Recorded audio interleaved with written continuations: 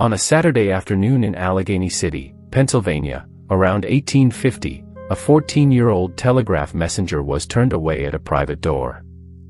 He had stolen nothing. He had broken no rule. The problem was 2 words in the terms of a gift. Inside that house a man owned 400 books, and he had announced that he would lend them, free, one at a time, to be exchanged the following Saturday, to working boys. The boy at the door had started in a cotton mill at 12, for $1.20 a week. At 13 he had tended a boiler in a cellar.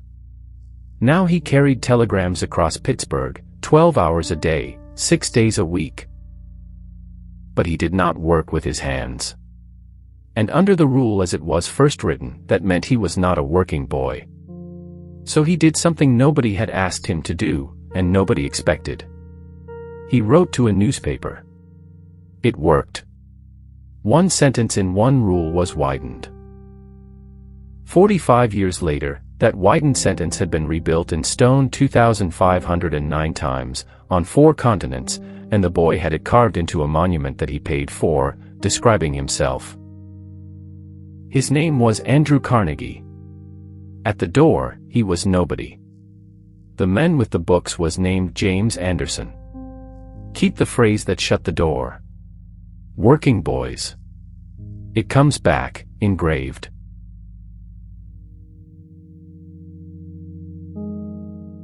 Start with the man who is almost never the subject of this story. Colonel James Anderson was a businessman in Allegheny City, a separate municipality then, across the river from Pittsburgh, absorbed into it only in the 20th century. The sources that describe his trade do not agree with one another, so this account will not pretend to settle it. What every source agrees on is what he owned and what he did with it. He owned about 400 volumes. A private library, in a private house, in a river town where a private library was a genuine luxury. In 1850 he opened it. Not as a bequest, not as a foundation, not as a building with his name on it. Those things did not exist yet in America in any recognizable form. He opened his own shelves. The arrangement was called the James Anderson Library Institute of Allegheny City, and its entire collection was his personal books. And here is the detail that carries the whole episode. He did not hire a librarian. Every Saturday afternoon, Colonel Anderson sat with his own books and handed them out himself. A boy could take 1 volume, keep it a week, and bring it back the next Saturday to exchange it. Anderson did the checking out. Anderson did the receiving back. Anderson gave up his Saturdays. Think about the size of that gesture against the size of his means. He was not a rich man in the sense America would soon invent. 400 books is 1 wall. What he was actually spending was not money. It was afternoons, week after week, for boys who could do nothing for him. In a town like Allegheny in 1850, that was the only library those boys would ever see. There was no public library. Pittsburgh did not have one. Most American cities did not have one. The idea that a city might tax itself to keep books on a shelf for anyone who walked in was, at that moment, not a settled principle. It was a proposal. The library closed during the Civil War and reopened in 1865. A History of Pittsburgh published in 1906 recorded that a substantial number of Anderson's original 400 volumes were still in the collection more than 50 years later. The books outlived him. Carnegie, writing as an old man, in a book the whole world would read, put Anderson into a sentence with a break in the middle of it. Colonel James Anderson, I bless his name as I write, announced that he would open his library of 400 volumes to boys. That interruption, I bless his name as I write, is not decoration. It is a man in his 80s stopping mid-sentence, 60 years later, because the name still does something to him. And in the same chapter he wrote a valuation. Andrew Carnegie, at the time he wrote it, had been the richest man in the world. To him I owe a taste for literature which I would not exchange for all the millions that were ever amassed by men. He was not being gracious. He was being exact. He was a man who counted things for a living, and this is what he said the 400 books were worth against everything he had ever earned. Now, how did a telegraph messenger get near that door in the first place?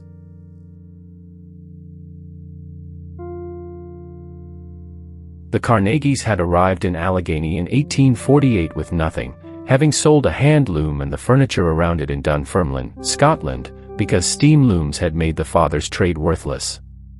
That collapse is a different episode. What matters here is the position it left the son in. 12 years old, in Mr. Blackstock's cotton factory, $1.20 a week. 13, in John Hay's bobbin factory, $2, firing a boiler in a cellar and tending a small steam engine. 14, and then the telegraph office at 4th and Wood Streets in Pittsburgh. $2.50 a week, carrying messages on foot across a city he had to memorize street by street. That was the boy. 6 days a week, dawn to dark, in a job you could hold only as long as your legs held out. He had no school. He would never have any. Everything Andrew Carnegie ever learned after the age of 12, he learned in the evenings, and after 1850 he learned most of it from 400 books he did not own. He described the arrangement with a precision that tells you how much he had studied it. Any working boy could exchange one volume every Saturday.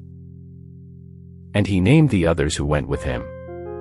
This matters, because the popular version of this story names different men, richer, more famous men, and Carnegie's own account does not. John Phipps, James R. Wilson, Thomas N. Miller, William Cowley, members of our circle, shared with me the invaluable privilege of the use of Colonel Anderson's library. 4 boys and himself. A circle. Not a network, not a syndicate. A circle of messengers and clerks who were reading the same borrowed book in rotation and arguing about it. Then the rule was tested. Carnegie's sentence about it is one of the flattest in the entire autobiography, and the flatness is doing work. Colonel Anderson's books were first opened to working boys, and the question arose whether messenger boys, clerks, and others, who did not work with their hands, were entitled to books. Read what is actually happening in that sentence. Nobody is being cruel. Anderson is not a villain. He is a man who wrote a rule in good faith.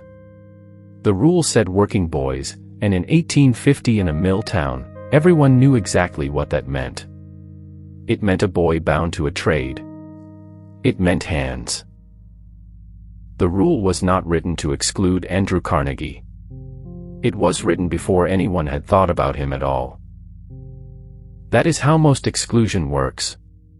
It is almost never authored. It is inherited. A definition written for one world, still being enforced in a different one, by people who are not paying attention to the difference. And that is the trap the story is really about, because there were only ever 3 things the boy could do. He could accept it. Most did. He could resent it. Most of the rest did. Or he could go after the definition itself. He had no standing. He had no money, no education, no adult to speak for him, and no reason on earth to think a colonel would care what a messenger thought of his wording. He went after the definition.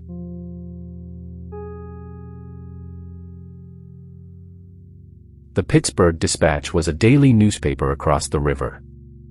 Andrew Carnegie, at around 14 or 15 years old, with no education past the age of 12, wrote to it. He recorded exactly what he argued. We should not be excluded. That although we did not now work with our hands, some of us had done so, and that we were really working boys.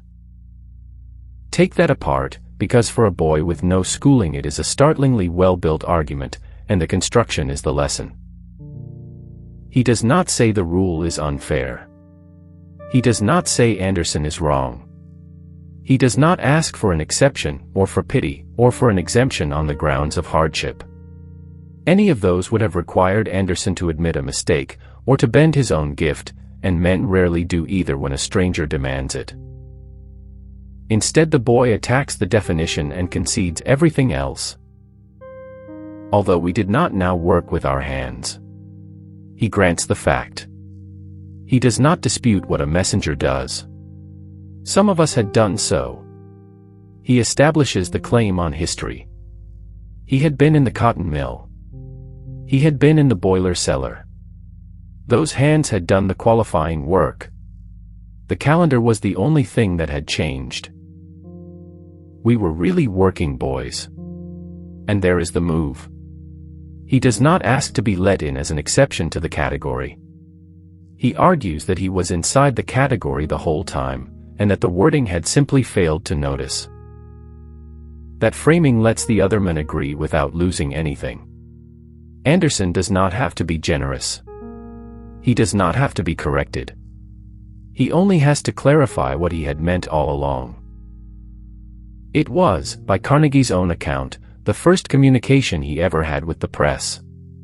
The first words Andrew Carnegie ever put in front of the public, in a life that would eventually include books, magazine essays, and more speeches than anyone could count. And he spent them on library access for messenger boys. There is something else in the choice of a newspaper that is easy to miss. He did not knock on the door again. He did not corner Anderson on a Saturday and plead his case face to face, where a private no would have ended it privately and permanently.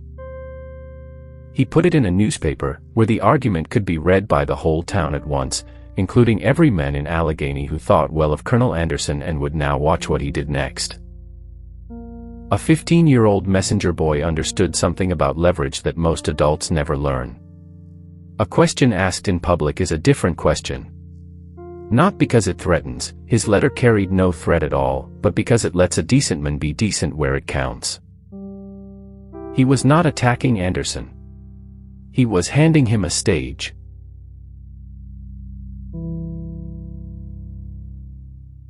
Anderson's response is one sentence in Carnegie's autobiography, and it is the sentence this entire episode is built on. Dear Colonel Anderson promptly enlarged the classification. 6 words of action. Promptly enlarged the classification. Not made an exception for young Carnegie. Not granted the boy a favor. He enlarged the classification, which means he did not fix one case. He fixed the rule, permanently, for every messenger and clerk who came after, including all the ones who never wrote a letter and never knew there had been a question. And notice the word Carnegie put in front of the name, decades later, still. Dear. Now hold both halves of this at once, because the pairing is the whole point. A boy with no standing challenged a definition instead of accepting it. And a man with all the standing changed his own rule at the request of a boy who had nothing to offer him. Either half alone is a smaller story. A boy who argues and is refused is just a boy who argues. A generous man who is never tested is just a generous man. What happened in Allegheny needed both, the request and the response is the rarer of the two. Consider what Anderson was being asked to do. He was giving away his own property, on his own time, with no obligation to anyone. A person in that position has an almost unlimited license to be offended. I am opening my library at my own expense, on my own Saturdays, and a messenger boy is writing to the newspaper about my terms. He did not take it. He read the argument, saw it was correct, and widened the door. What Andrew Carnegie learned in that exchange was not that books are valuable. He already knew books were valuable. That is why he was at the door. What he learned was structural, and he spent the second half of his life acting on it. He learned that the barrier had not been money. Anderson never charged anyone anything. The barrier had been access. A door, a schedule, and a sentence about who counted. And a barrier made of a sentence can be moved by an argument, which means the whole thing was never about scarcity at all. It was about design. He also learned what the working version of generosity looked like, and it did not look like charity. Anderson did not give the boys books.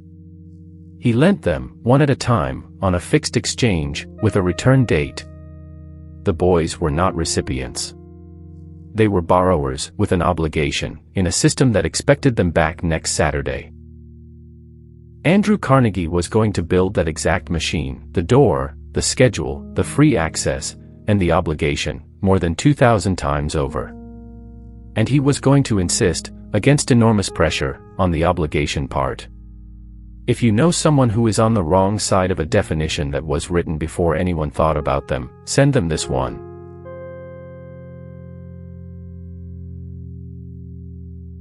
The first one went to Dunfermline, the town his family had left in 1848 with borrowed passage money. On the 27th of July, 1881, his mother Margaret laid the foundation stone. Carnegie's own words. "My mother laid the foundation stone there of the first free library building I ever gave. It cost about £8,000, and it opened on the 29th of August, 1883. The first one in the United States to open its doors was in Braddock, Pennsylvania, in 1889. A mill town, next to his own steel works, paid for privately by Carnegie Steel rather than by a public grant. Allegheny City, the town of the door, received his gift in March of 1886. $250,000, which by completion had run to roughly $300,000. It was dedicated on the 20th of February, 1890, and the President of the United States, Benjamin Harrison, came from Washington and opened it. 40 years after 400 books in a private house had been the only library a poor boy in that town could reach, the President of the United States came to open the replacement. Then it became a machine. Because this is the part that separates Andrew Carnegie from every other wealthy man who ever paid for a building with his name on it. He did not fund libraries. He funded a formula, and the formula was designed to make the giving outlive the giver. A town that wanted a Carnegie library had to meet conditions. In the National Park Service's summary, Carnegie required that grant recipients agree to pay each year an amount equal to 10% of his gift to maintain the building his donation provided. The municipality had to own the site. The town had to fund the library's operation out of its own taxes, permanently.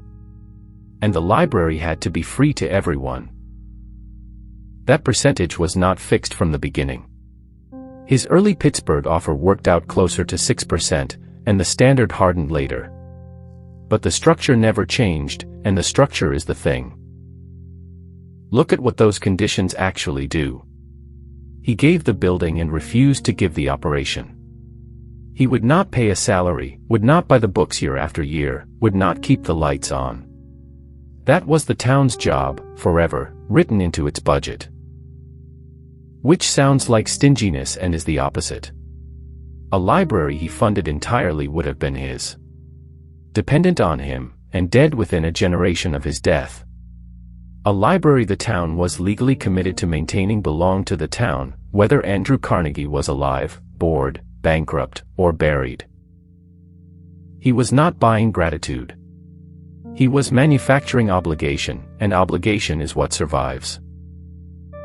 And the free-to-all clause is Colonel Anderson's letter, written into a contract. No definition of who counts. No trade requirement, no membership, no class of boy who does or does not qualify. Free to everyone, or no money. He had been excluded once by a phrase. He spent the rest of his life making sure that phrase could not be written again. The numbers, at the end. 2,509 library buildings worldwide. 1,681 of them in the United States, by the Carnegie Corporation's own count. Approximately $56 million spent on library buildings around the world. The last grants were made in 1917, 2 years before he died. Colonel James Anderson had 400 books and gave away his Saturdays.